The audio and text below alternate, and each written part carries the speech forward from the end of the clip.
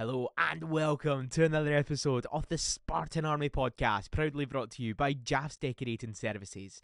Patterson here, and on this week's episode we'll be bringing you all the latest ahead of this week's clash against Elgin City. We'll be joined by Paddy Martin.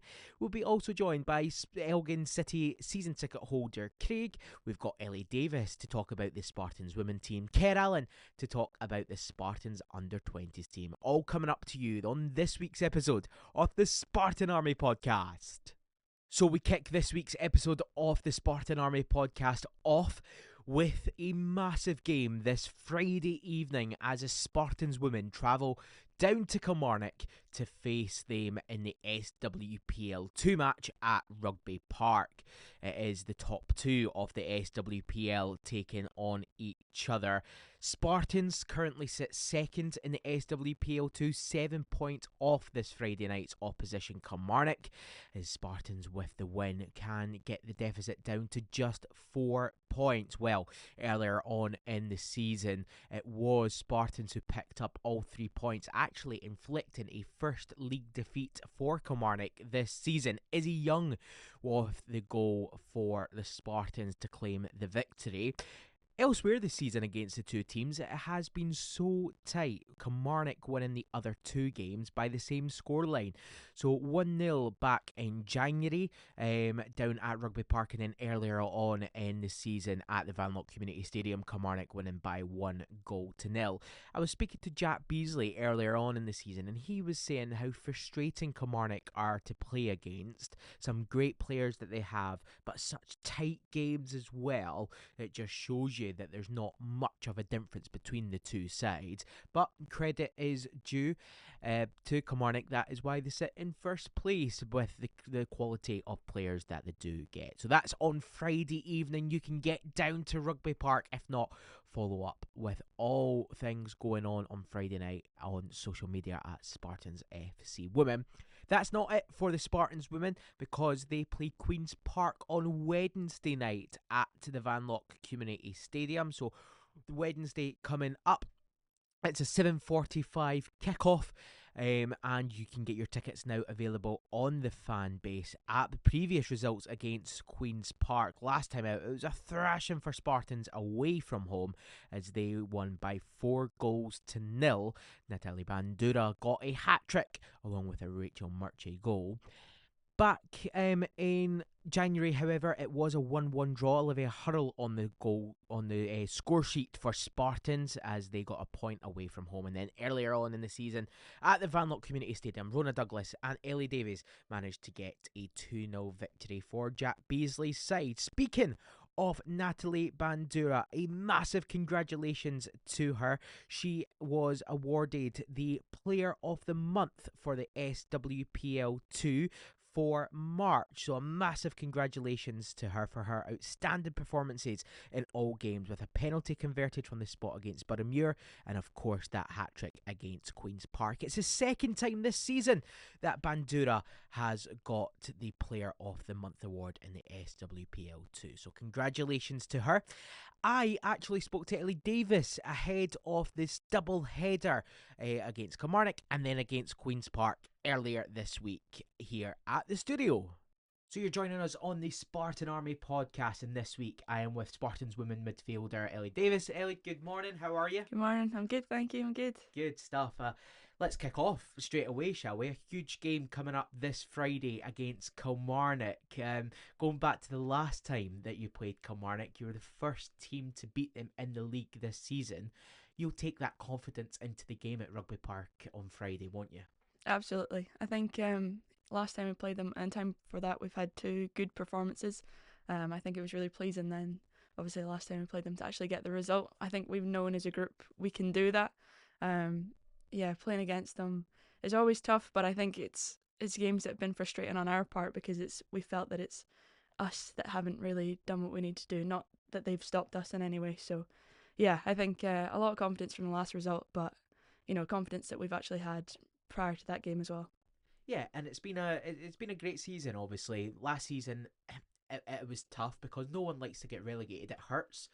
as a football club, not just for the players on the field, but people off the field, such as a media team like myself, and the people who put the hard work behind the scenes. So it's really good to get some positive results, and obviously scoring goals, and obviously really good to note is we've only conceded 7 league goals this season.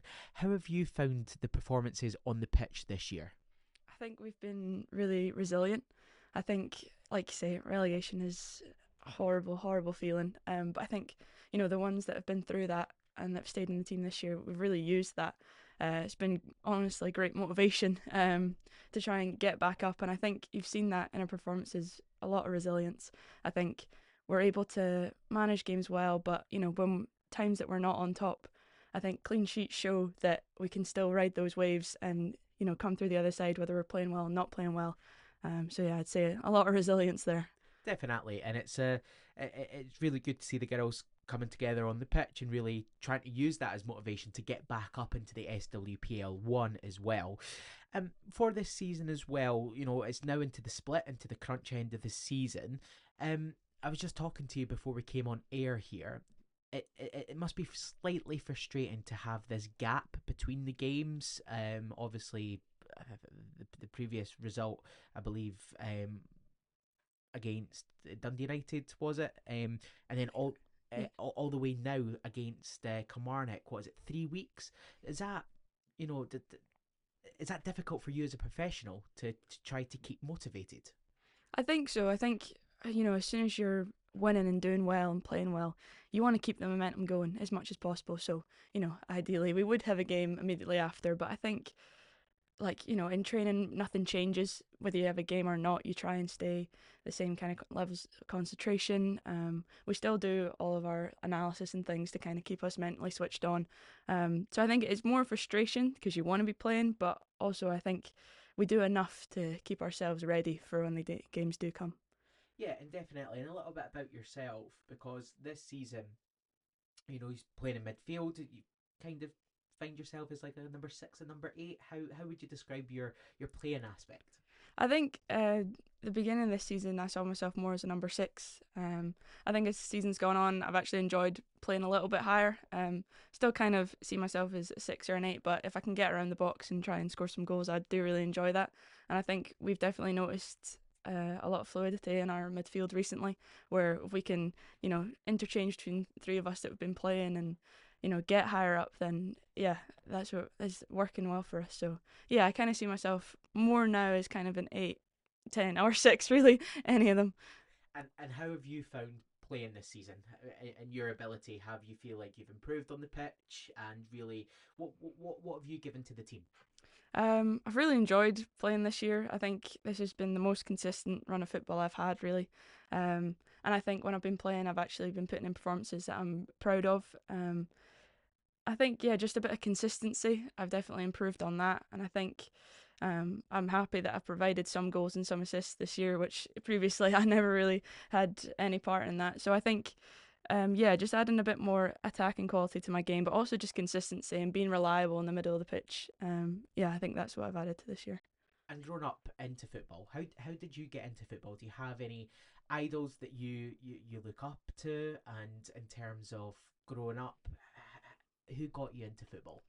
I was really always quite sporty when I was younger. Played loads of different sports. I had a really good teacher.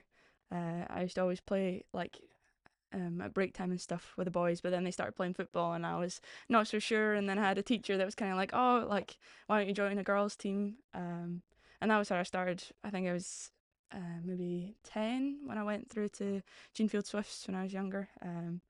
And then I just kept playing football through that, but it was a teacher that really got me into it. So super. And talk to us a little bit about growing up into football. So what other clubs have you been to? Just to allow the Spartan Army to get to know you a little bit better. I was at Jeanfield Swifts from under 11s to under 19s. I played a couple games for first team, and then I joined Hearts in 2020 before COVID came and shut everything down. And then it was actually 2021 I started training them up with Hearts first team, purely because of the COVID rules and that underage groups couldn't train, but the women's team could train, so they needed more numbers and they asked us to come up. And then never got told to go back down, basically. And then was at Hearts for 4 years then after that. And then, signed for Spartans after that. Super. And switching gears back to this season, how much would it mean to yourself and the girls for the Spartan Army to come down and cheer you on? Because obviously you have to take it game by game. It's the old cliche, isn't it? But it makes such a difference for the Spartan Army to come down and support you. Absolutely, yeah. I think, we're all playing for each other, but I think even just you see week in, week out, the amount of people that do care for the club within it, and, using that as motivation as well. You spoke about how relegation doesn't just hurt the players, it hurts the whole community that Spartans is. And I think, having more people come and watching our games, it really is like a 12th player really on the pitch. So yeah, it'd be great. Definitely. It's great to have the Spartan Army down. If you can't make it to Rugby Park this Friday, they were back in action against Queen's Park on the 29th of April, 7:45 kickoff. We hope to see you down for that one. How much are the girls and yourself relishing the opportunity to continue to push Kilmarnock? 7 points at the moment, but a win on Friday night cuts that down to 4. Football's a funny old game. Anything can happen. But going back to that cliche game by game, is that exactly what you are doing? Definitely. And I think almost if we start to, think about chasing and catching up and closing the gap above us, we might lose sight of, our end goal. And I think it's probably more important for us right now to just make sure that we're doing what we can and not worry about, what are Kilmarnock doing. I think, for so long this season, they were runaway leaders, and okay, now it starts to look a lot closer, but I think we still have to focus on our goal rather than, looking at, oh, will they slip up, will they not? Obviously, if things were to go that way, it'd be amazing. But I think, game by game, we're focusing on ourselves. We're just hoping that we can, replicate what we've done in the first half of the split.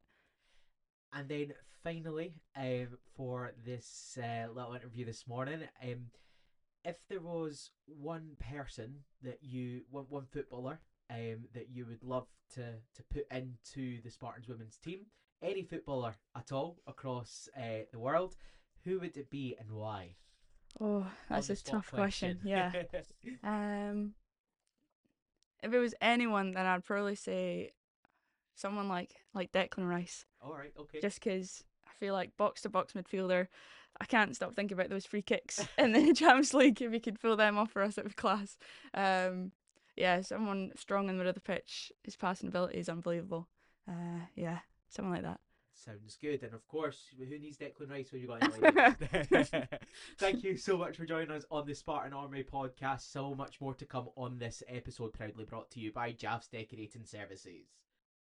Hi, Spartans Women's Captain Rob McCaffrey here. Thank you for listening to the Spartans Army podcast, brought to you by Javs Decorating Services. So a great win on the road for Spartans this past Saturday. A 2-0 victory over Annan Athletic. Looking at the team news, it was a knock that forced Jamie Dishington to the bench. Kevin Waugh, the captain, came in for him. Blair Carswell made his 349th appearance for the team, as Paddy Martin is still out with a knock as well. It was Jordan Tappan who won the foul at the edge of the box. A cross in, found the very man himself with the header. Tappan headed in Spartans' opening goal of the game, and that actually earned him a place in the SPFL's Team of the Week alongside a stellar performance from Spartans number 5. We had to wait a long time for that second goal to make it a little bit more comfortable for Spartans. Mark McNulty with his 13th goal of the season in League 2, sealing all 3 points for the Spartans. He scored in the 86th minute. Spartans with the 3 points and back to Pilton. It's a huge game, however, in Pilton this Saturday as we take on Elgin City. Limited hospitality packages remain. You can visit Spartan's social media platforms on how to get booked up for that. For normal admission, your support is very much needed. Tickets are now available on the Fanbase app. Any Hibernian and Heart of Midlothian season ticket holders, of course, no game for you this Saturday. If you're season ticket holders, show that at the gate. You get in for a tenner. You can also pay cash or card at the gate. It would be great to have you down to cheer on the boys on Saturday as we face Elgin City. And of course, last time out against Elgin City, a thriller of a draw away from home. 3-3 it was. Mark McNulty on the score sheet then alongside Cammy Russell and Bradley White. Last time at the Vanlock Community Stadium, it was a 1-0 victory. Ayrton Sonkar with a bullet header for the Spartans. And then, of course, up there in August, it was a 3-2 win. Mark McNulty on the score sheet against Elgin once again. He scored 2 that game, and of course, who else but Mark Stowe sealing that 3-2 victory away from home. So, having a look ahead to the game on Saturday, I am now joined by Craig from Elgin. So, Craig, thanks for joining us on the Spartan Army podcast today. How are you today? Very good. How are you? Yeah, very good, thank you. Privileged to hear you on the Spartan Army podcast this morning. We were talking earlier, you're season ticket holder for just over 5 years now. With Elgin, it's just absolutely brilliant to be a season ticket holder in terms of the football club plays a big role in the town and the community. And yeah, what else would you be doing on a Saturday? You know, and a very, very cold Tuesday night. Some of those Tuesday night games in the winter are brutal up north. So yeah, I think this club recently started selling blankets. I think that's due to not necessarily popular demand, but maybe a necessary demand. So yeah, that's it. I just wanted to clarify, especially with recent X posts. You are a real human being, none of this AI nonsense, are you? Of course I'm not. Yeah, yeah. I don't want to comment on the choices of anyone associated with Elgin City. I certainly I don't want to be getting a situation where I'm told that I have to stop saying bad things about their AI choices. Yeah. Perfect. Thanks for joining us once again, Craig. With 2 games to go then, how have you viewed Elgin's season so far? Yeah, it has been up and down. Elgin, I think, are a really good side, and I think it's actually more a tribute to the standard of the league that at times they have struggled. And there's some clubs who have really come on and in terms of from last season, they've really stepped up. Forfar spring to mind, they've massively improved. Stranraer have been really, really good. I've been really impressed seeing them. And obviously, don't need to tell you guys, but Spartans becoming title contenders and that, a massive fight at the top of that league. So at the very start of the year, Elgin were in the League Cup group stage, and I'm pretty sure if I get my numbers right, it was minus 17 goal difference. Right, that included a 8-0 hammering by St Johnstone, so that was a really worrying sort of time. And you can't read too much into those games because you obviously are the League Two side. But of course, yeah, it was difficult around New Year. I think as well, Elgin were only not bottom of the league because of points deduction for other sides, and I've watched them. And honestly, the theme has really been rotten luck. It's been a big factor. There's just been so many games where they've been the far better team and they've only got a draw. And there's been some games as well that just narrowly lost and they didn't deserve to lose. So that's been really, really difficult. And there's been sometimes really good performances, and I don't necessarily think they've always carried that forward. So yeah, over the course of the season, you look at the league table, they've shown that they're a really good side. I think to be in playoff contention in the last few games off the season's a really solid season for Elgin. That's where I think they're currently at, and they have massive ambitions to improve that. And the highlight of the year was the Scottish Cup run. I mean, Partick Thistle came up the breaks. We had 2,700. The place was rocking. Amazing. And Elgin were heroes. Absolutely brilliant that day. 2 super goals. A second goal from Aaron Sargent. The jump for the header was majestic. So yeah, we got the 5th round and narrowly lost to a full time and full strength Partick Thistle team. So we were all very proud of the efforts of the side. Definitely. A great performance from Elgin in Scottish Cup as well, and you're only 3 points off that last playoff place as well. How obviously the Spartan Army know that we need favours from elsewhere, but you really just have to focus on your own game, don't you? Yeah, you do. It's a case of, I think if you speak to most of the Elgin supporters, we're all very aware that it's not really in Elgin's hands anymore, but the simple solution to that is win. Just keep winning. If you win everything, then you've done everything you possibly can. We all believe the Elgin squad are perfectly capable of doing it. So we just have to, hopefully they win their games, and, beating Spartans will be a real statement too. Unfortunately, it might not be enough, but that's football. That's the way it goes. So it's exciting though to be in a situation because there's many fans up and down the country, and there's not really anything to play for in these last few games. So, it keeps it interesting. It's good. Yeah, definitely. And the previous results against the Spartans, we had that thrilling 3-3 draw up at Budderbriggs earlier on this year, and then Spartans won the 2 other ties earlier on in the season. What should the crowd look out for on Saturday in terms of players from Elgin and the game in general? Yeah, Spartans are a really good side in a title battle, so it's going to be very tricky. Most Elgin supporters I've spoken with, more on the pessimistic side. In respect of the management team, we always trust them to do their homework, and you always see Elgin trying different things. So I wouldn't say Elgin always turn up and play exactly the same way. There's a wee bit of they change things up, they mix things up. Certain personnel, they do have options in the squad, in terms of maybe a different player playing a different role at different times. So yeah, to watch out for it. The two strikers up front, Ryan Sargent. I think he's had 11 league goals this season, and he scored some really good ones, very different goals as well throughout. So he's definitely one to watch out for. He's one of those right place, right time strikers. And so yeah, I would think if Spartans would need to be making sure they keep him quiet and don't let anything fall at his feet, because he'll punish any team. And against Partick Thistle, he scored twice, so he's shown his quality there. Definitely. And then finally, Craig, this morning, how did you become an Elgin City fan? So I moved to Scotland in 2012, and I found myself moving up to Elgin in 2021. I was heavily encouraged to support Elgin by colleagues. I live in the town, and so I kind of went through as a casual fan, and then just sort of got more involved. It was actually just the people that I met, the friends that I made, that really drew me into the club. So I decided to do my first away day. I remember being on the bus, and I made friends with the guy in the pie shop.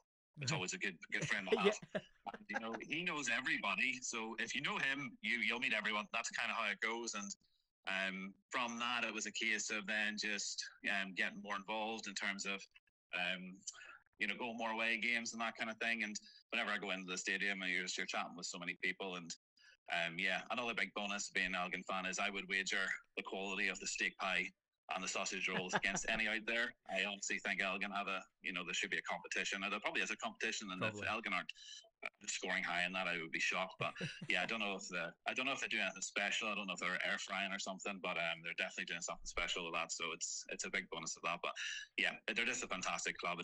Lots of clubs say we're a community club, but I really feel that in Elgin. It's just so many lovely people, and it's really, really good to go out to football on Saturday and catch up with all your friends effectively. Yeah. And it plays a big role in my life now, and it's a major foundation of doing something really productive, having something to look forward to at the end of the week. And yeah, maybe not the Tuesday night games in the winter, but, so it's absolutely great, and I love the club. It's fantastic.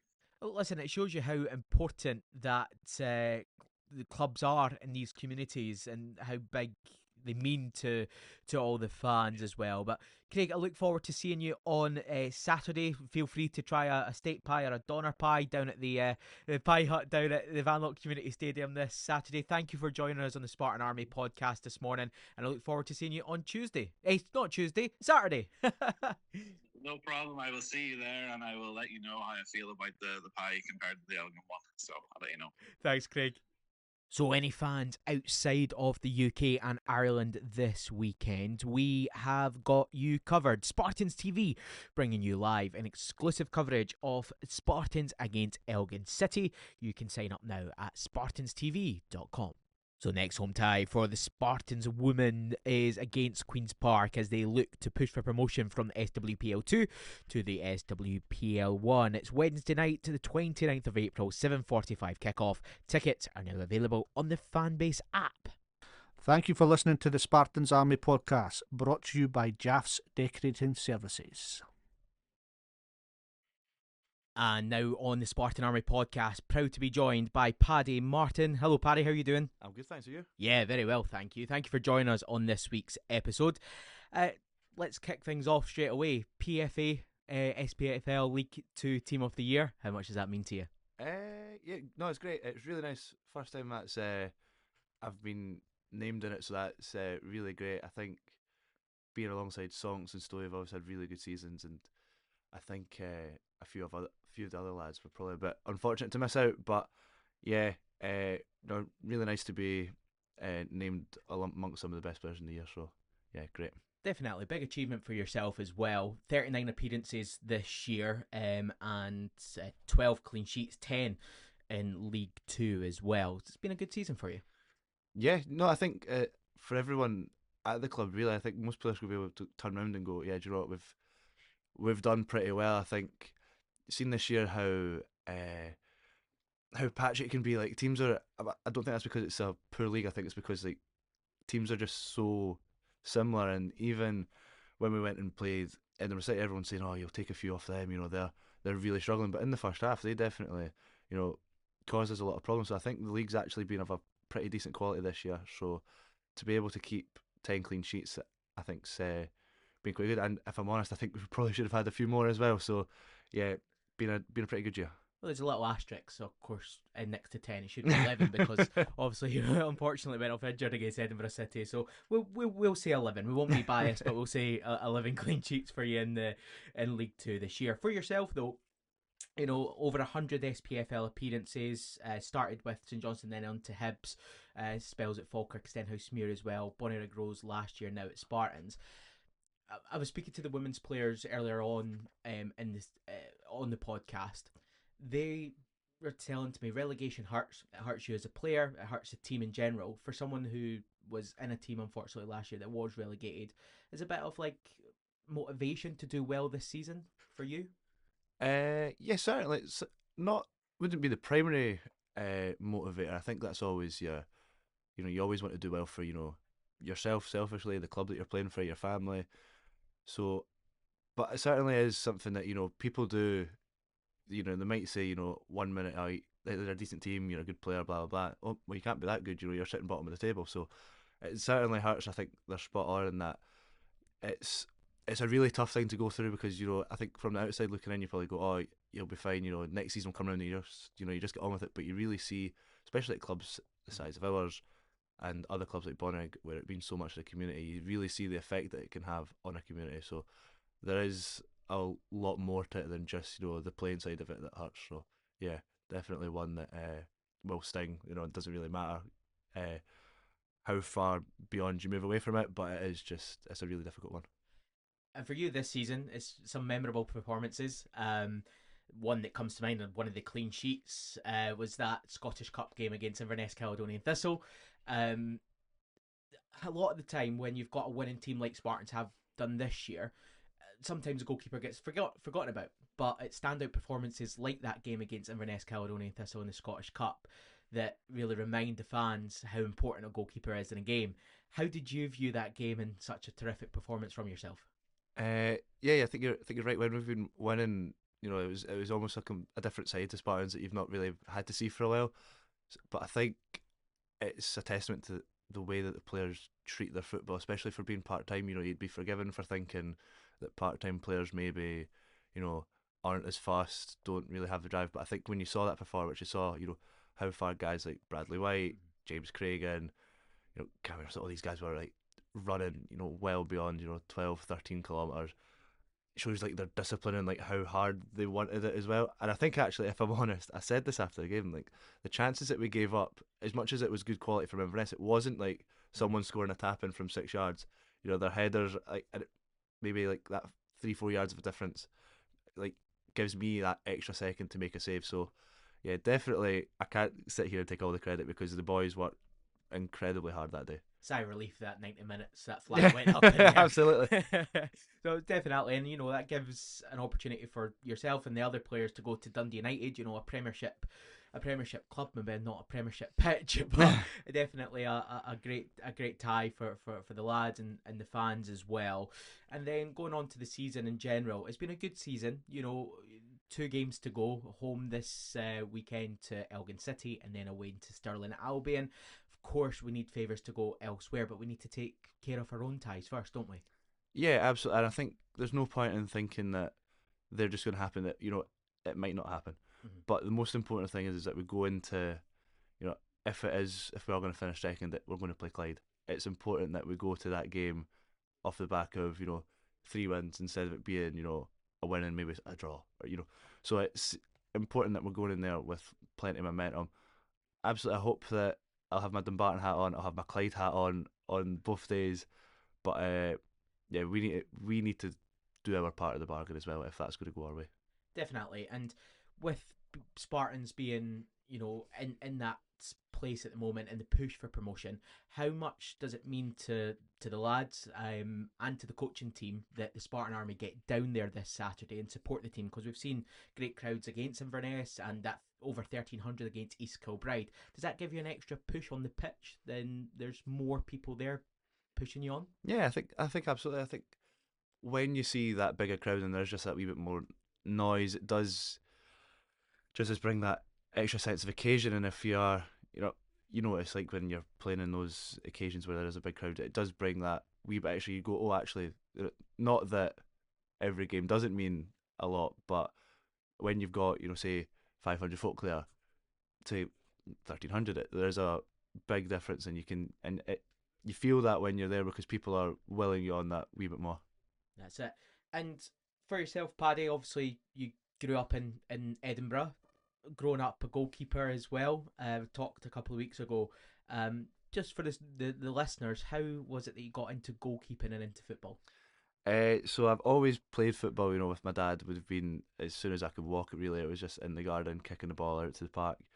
But my mum and dad were both the youngest in their families, so me and my brothers and sisters were younger than all our cousins. So I ended up, getting chucked in goals with the rest of my cousins when we played football. So it ended up that was me kind of from there. So when one of my dad's friends was saying that they needed a goalkeeper, he just pushed me along and said, "Oh, he likes scoring goals with his cousin, so he can do it." So yeah, but yeah, I've loved it ever since. I think when I was younger, I always thought, "Oh, I'll get back outfield eventually," but I did just, I enjoyed it too much. So yeah, that's how I got into it, really. That's good, and a big hibby as well. Obviously derby this Sunday, a massive derby in Edinburgh. Obviously big game on Saturday at 3:00, of course, at the Vanlock Community Stadium.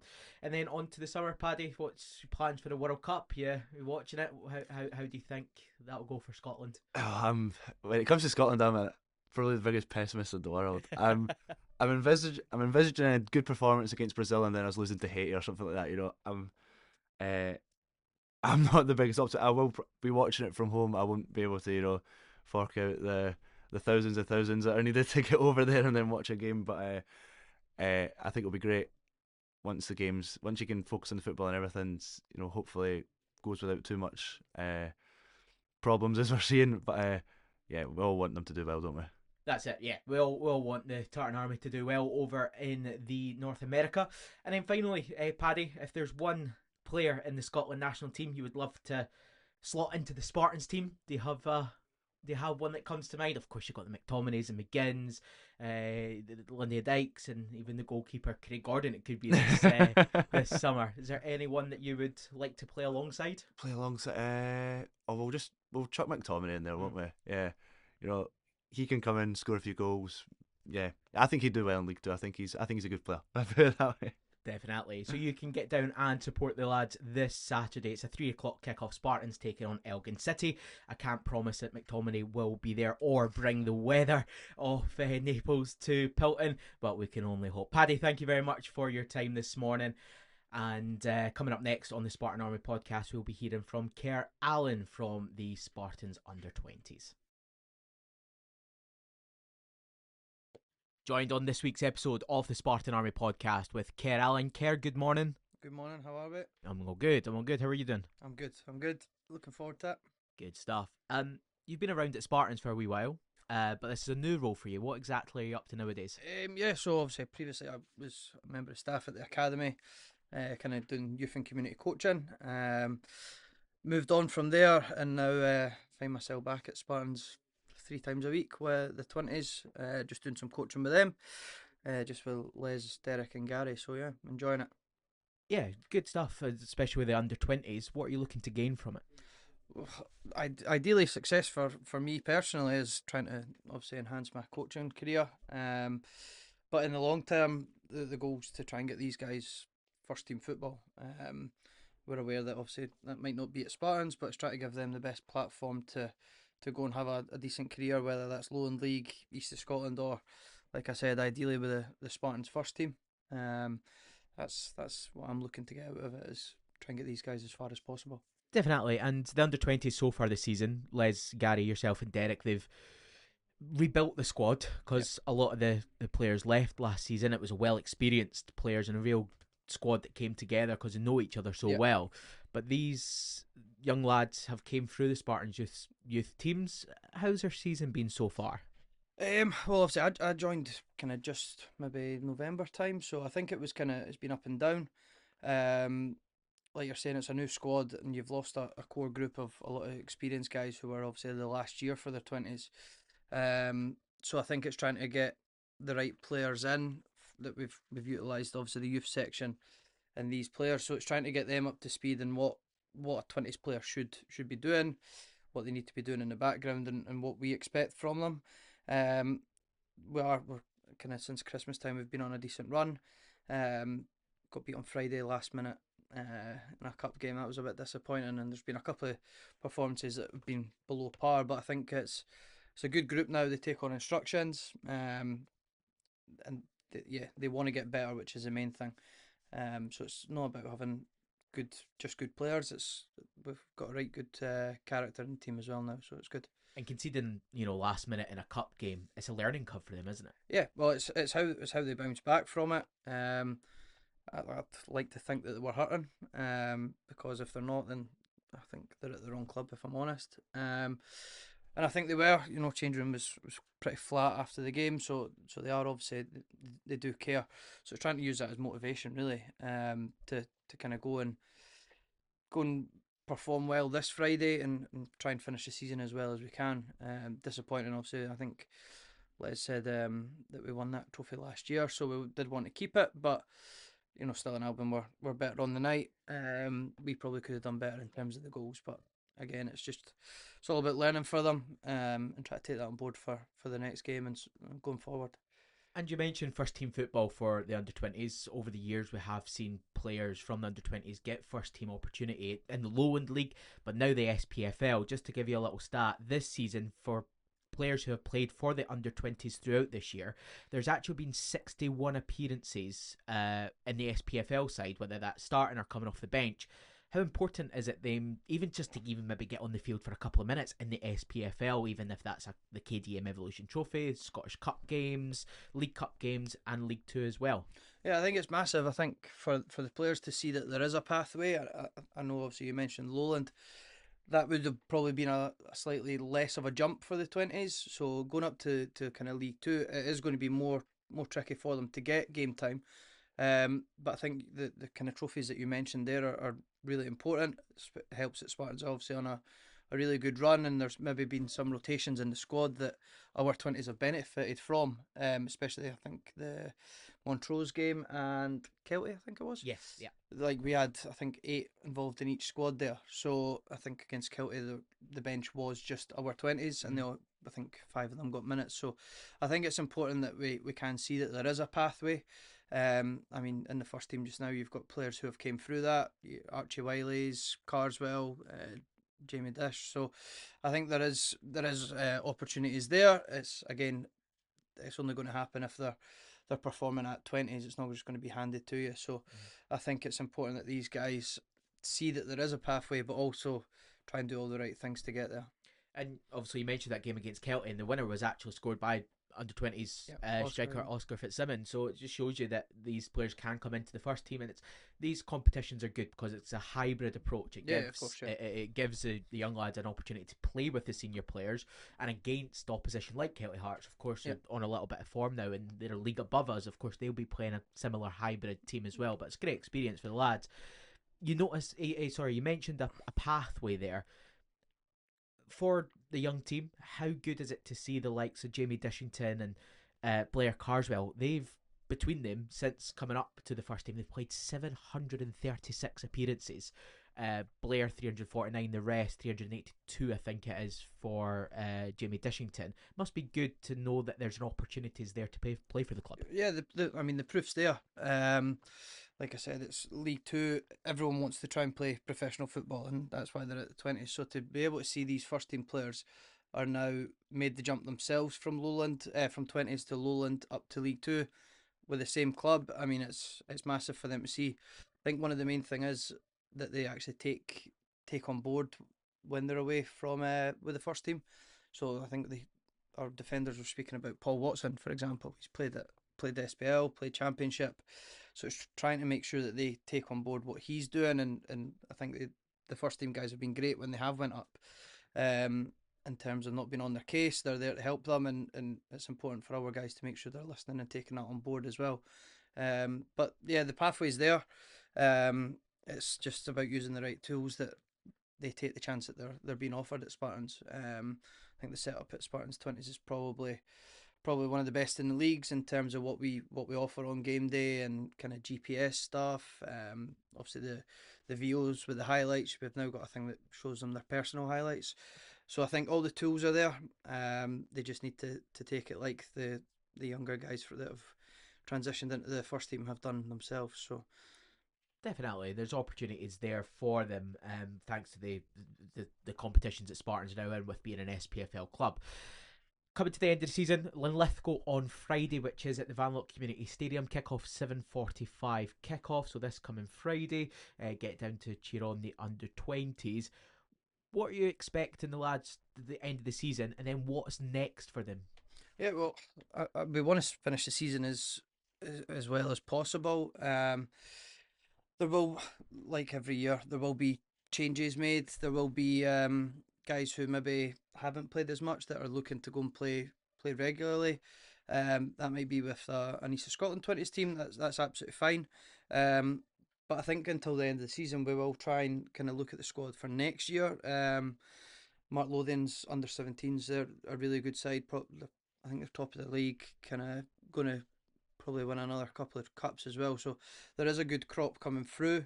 So I think in the next few weeks, we will be trying to use them maybe within the squad, similar to when our guys went up with the first team, trying to get them around the team. So yeah, ideally finish the season as well as possible, but also with an eye on next season and possibly who's going to be coming in and so on.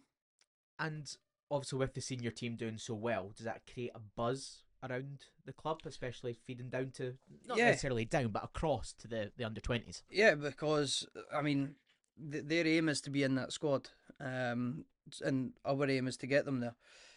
So if you can see the first team's doing well, you want to be a part of that. And that's kind of whether that's coming down and watch the games on Saturdays. You know, a lot of them do that when Hibs and Hearts are away from home. So the buzz is obviously there, and the players that want to succeed are doing the extras. They're watching the first team. They're seeing how they train. When they're asked to go up and train, they're training properly. They're taking on board everything that's said. So there is definitely a buzz there, and hopefully we can get over the line. It's going to be difficult. Obviously, East Kilbride, they're a good side, but I think results like Saturday will obviously help. That was a potential banana skin there. So yeah, the buzz around the whole club, whether that's kind of 20s, first team, even the staff on match days, the buzz is there, definitely. Definitely, and always ask people who come on the podcast a little bit about themselves. Opportunity for the Spartan Army to know the staff and colleagues around the Spartans Football Club. Good footballer, Kerr, aren't you? I was. Aye, and I got lazy. And stopped playing, so concentrated on coaching. That's what my excuse is, but it's just couldn't be bothered. Growing up, did you? What kind of football did you follow growing up? Was there any heroes in there?